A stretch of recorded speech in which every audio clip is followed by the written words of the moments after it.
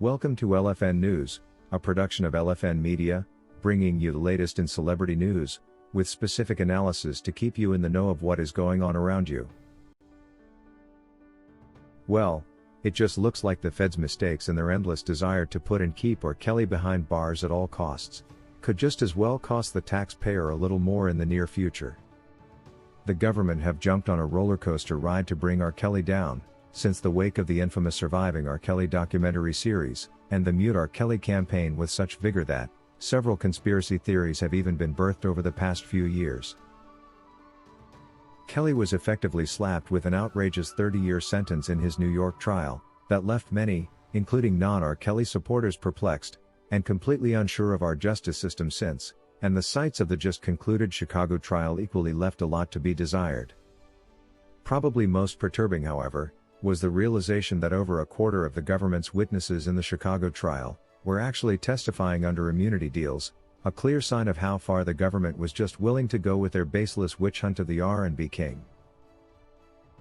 It became apparent early on in the trial that presiding Judge Harry Leinenweber was playing some form of syndicate with his New York counterpart, Federal Judge Ann Donnelly, probably to justify her clearly biased verdict, based on all the wrong decisions he was openly making in Chicago.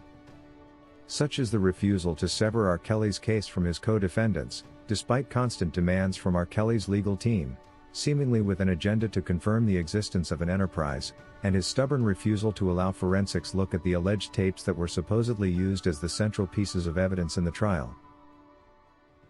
Well, the mixed verdict that the jury concluded with seems to have taken both Judge Harry and the prosecution by surprise, and the fact that both co-defendants, R. Kelly's former business manager Darryl McDavid, and former employee Milton June Brown, were found not guilty on all counts charged against them, must have been their biggest blow from the jury. Simply put, this meant that the New York ruling on R. Kelly's racketeering charges was left hanging in a balance, and most definitely prone to acquittal by the Court of Appeal, just like Jennifer Bonjean, R. Kelly's lead defense attorney, has always argued. Well, there is now more for the feds to worry about. As fate may have it, attorneys for R. Kelly's former business manager, Darryl McDavid, are now asking the judge to award him $850,000 in legal fees. Defense attorney Beau Brindley submitted Tuesday an 18-page motion requesting that U.S. District Judge Harry Leinenweber rule that the federal government pay for McDavid's legal expenses, since his prosecution was, in his own words, vexatious, frivolous, and completely in bad faith, citing that the government stretched the case well beyond reasonable limits in their attempt to wrongly bring an indictment against McDavid. Brindley alleges McDavid still owes $600,000 of his $850,000 legal bill, and supposedly must now sell real property and other assets, if he is to find any means to pay by himself. Darryl McDavid rang up that six-figure bill while defending his freedom, lawyer Beau Brindley argued.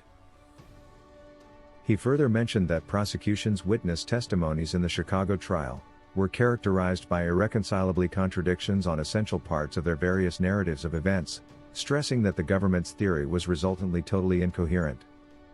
The lawyer argued that government witnesses, Lisa Van Allen and Charles Freeman, evidently contradicted each other and themselves in their testimonies. Van Allen, R. Kelly's former girlfriend, confessed on the stand that she lied about her age, and Freeman alleged that he helped hunt down videos for R. Kelly, but his testimony was largely inconsistent and was later discredited by defense witnesses.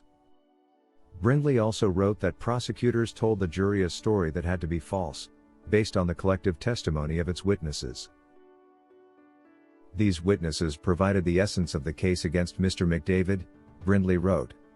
And the government knew their combined testimony was necessarily incoherent. This is, by definition, a reckless disregard for the truth, which constitutes a frivolous and vexatious position by the government. This entitles Mr. McDavid to reasonable attorney's fees. Brindley wrote. Brindley went on to allege that he worked on the case for 80 hours per week in the 2 months leading up to the trial, and 100 hours per week during the trial itself, which lasted nearly 5 weeks. He also said he spent more than 500 hours reviewing evidence, and he pointed to a reasonable market rate of $750 per hour. He also noted that the Office of Defense Attorney Vadim Glazman worked hand in hand with his law office. As a result, Brindley argued that a conservative estimate of 1,220 hours at a rate of $696 an hour is an eminently reasonable estimate. Reading Brindley's motion sheds some light on why the team might have actually let Darryl McDavid take the stand in the Dirksen Federal Courthouse to testify in his own defense last month, probably to establish an inherent narrative of events. McDavid was the only one of the three co-defendants that took the stand to testify in his own defense, after both Kelly and Brown rejected their offers from the presiding judge. McDavid said on the stand that he didn't believe the accusations against Kelly. He also stated one accuser dropped a $10 million lawsuit against Kelly for a $250,000 settlement, allegedly after a lawyer caught her in so many lies that they couldn't count. Over the 2 days on the witness stand, McDavid repeatedly boasted about having hired the best lawyers in the business to represent his star client R. Kelly, as the singer faced rather similar allegations in the early 2000s. Kelly's legal team, led by legendary attorney, the late Ed Jensen, managed to win acquittal for Kelly at the singer's 2008 trial, although more than a decade later, federal prosecutors would allege McDavid, Kelly and Kelly's assistant, Milton June Brown, had boosted the defense with an elaborate and costly cover-up scheme. Their subsequent acquittal in Chicago, however, discredited all these allegations that came out, clearly as part of a ploy to justify R. Kelly's racketeering charges in New York, that continue to hang in the balance with an inevitable appeal looming. In the Chicago verdict sitting last month, as Judge Harry Leinenweber read off a string of not guilty verdicts for all the 4 counts against him, McDavid shot out of his seat, thrust both arms into the air and wrapped his own attorney, Vadim Glazman, in a bear hug. The emotion was a stark contrast to the relaxed demeanor the 61-year-old accountant had worn during the 5 weeks he spent in the federal courtroom, including the 2 days he spent on the witness stand himself. "I loved Mr. Jensen, I loved all my lawyers, all my friends," McDavid said to a phalanx of cameras in the Dirksen Federal Courthouse lobby after the verdict, referring to his lawyers as the heirs to the throne. Although he died in 2020, Jensen was a key figure in McDavid's defense. McDavid testified that Kelly's former legal team of Jensen, entertainment lawyer Jerry Margolis, and private investigator Jack Palladino, convinced him that the allegations against R. Kelly then were just the latest in a string of false allegations targeted at him during the peak years of his stardom in the late 90s and early 2000s. Federal prosecutors have not yet filed a response to Brindley's motion, but this is definitely a blow on the feds, irrespective of the ruling. It should most definitely get them thinking twice about their far-reaching charging strategy, which earned R. Kelly an unreasonably heavy sentence in New York, though yet to be appealed.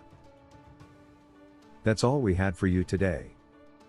Please let us know in the comments section below if you feel that the feds should actually pay these fees, following their mistake. We value your honest opinion.